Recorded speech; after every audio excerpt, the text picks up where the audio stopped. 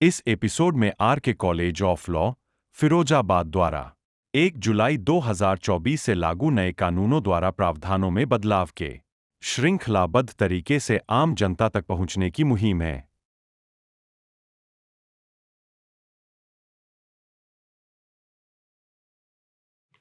नमस्कार साथियों, मैं एनसी बंसल, संस्थापक R K. College of law Firozabad.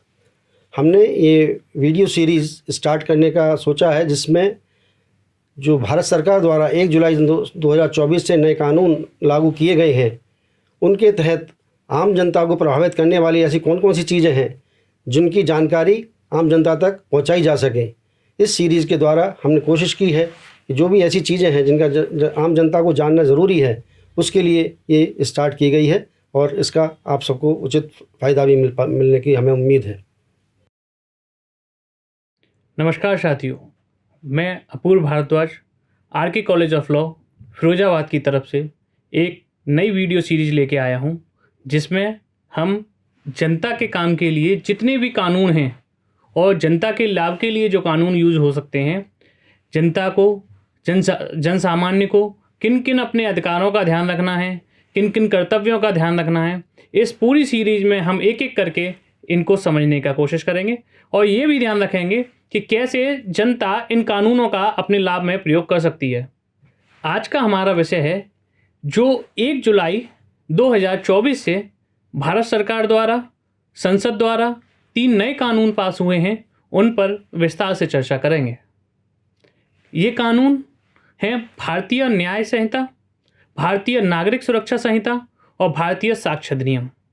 जो भारतीय न्याय संहिता है वो आईपीसी के स्थान पर आई है और भारतीय नागरिक सुरक्षा संहिता है वह सीआरपीसी के स्थान पर आई है और जो भारतीय साक्ष्य अधिनियम है वो भारतीय साक्ष्य अधिनियम एज इट इज़ हिंदी में रहा है और इंग्लिश में इसका नाम इंडियन एविडेंस एक्ट था। इस वीडियो का हमारा विषय मुख्य रूप से जो है वो है फॉरेंसिक एविडेंस या examination of the accused.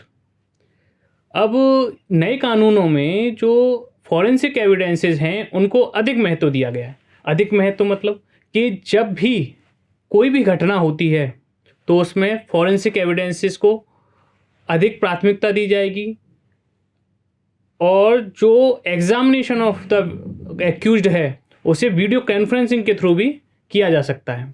Forensic evidence में कौन कौन से एविडेंस आ सकते हैं, जैसे फिंगरप्रिंट आ सकता है, वॉइस सैंपल आ सकता है, सिग्नेचर आ सकते हैं, हैंड राइटिंग आ सकते हैं। आज हमारे साथ एनसी बंसल सर हैं।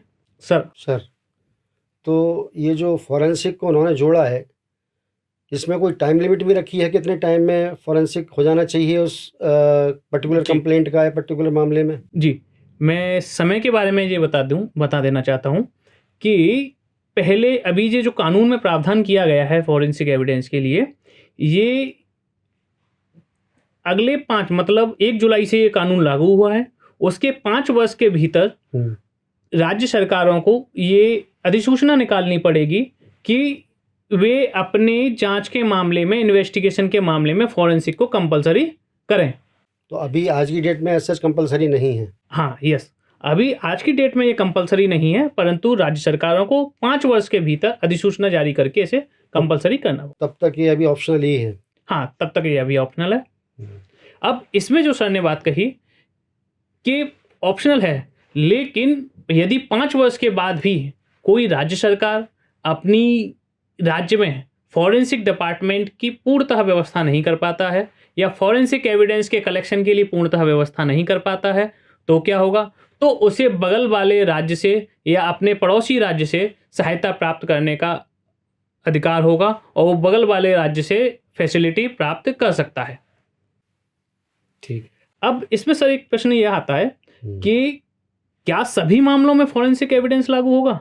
या दैट इज ट्रू। हाँ, तो विषय कंपल्सरीनेस का आ जाता है। कंपल्सरीनेस जो BNSS में बताई गई है वो बताई गई है ग्रीवियस ऑफेंसेस के लिए।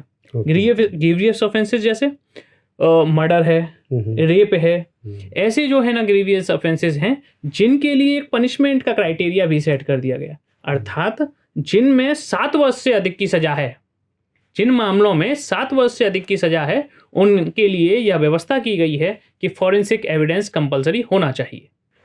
तो अब बात ये आती है कि जो फॉरेंसिक एविडेंसेस हमने लिए हैं, क्या इनकी वीडियोग्राफी आवश्यक है? बिल्कुल आवश्यक है।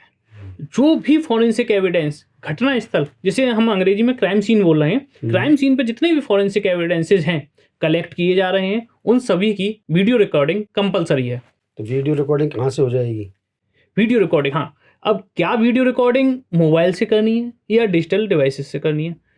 तो अधिनियम में स्पष्ट रूप से, संहिता में स्पष्ट रूप से बता दिया गया, आप अपने मोबाइल से भी कर सकते हैं या कोई अदर डिवाइस यूज कर सकते हैं। सपोज वीडियो रिकॉर्डिंग नहीं है, then in that case forensic जो एविडेंसेस हैं वो तो सेपरेटली ही होंगे, मींस कि without video recording, without video होंगे। इसकी वैलिडिटी पर संगीन आरोप लग सकते हैं यदि बिना वीडियो रिकॉर्डिंग के हमने कलेक्शन ऑफ फॉरेंसिक एविडेंसेस किया। तो जनता को ये जानना ज़रूरी है कि उस वक्त जो फॉरेंसिक एविडेंसेस कलेक्ट की जा रही हैं उसकी वीडियो रिकॉर्डिंग भी कर लेनी चाहिए। जी, लेकिन ये कार्य जनता का नहीं होगा, ये कार्य इन्वेस्टिगेशन ऑफिसर्स का होगा। उस वक्त इन्वेस्टिगेशन ऑफिसर कहाँ से आ जाएगा एकदम? नहीं, ये बात स्पष्ट करना चाहता हूँ कि जो फॉरेंसिक कलेक्शन होगा वो इन्वेस्टिगेशन ऑफिसर्स के थ्रू ही होगा। That will be with video recording और that will be done by the inspector himself.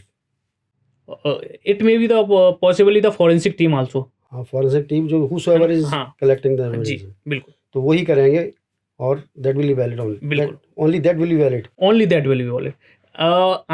हम साधारण लोग या आम जनता फॉरेंसिक टेस्ट नहीं कर सकती या फॉरेंसिक कलेक्शन नहीं कर सकते। ये कार्य इन्वेस्टिगेशन एजेंसीज का रहेगा, फॉरेंसिक टीम का रहेगा, आम जनता का इसमें कोई काम नहीं। हाँ, लेकिन आम जनता को ये ध्यान रखना चाहिए किसी भी क्राइम सीन पर अनावश्यक रूप से नहीं जाना चाहिए ताकि वो क्राइम सीन किसी भी प्रकार से डिस्टर्ब ना हो। ठीक है जी।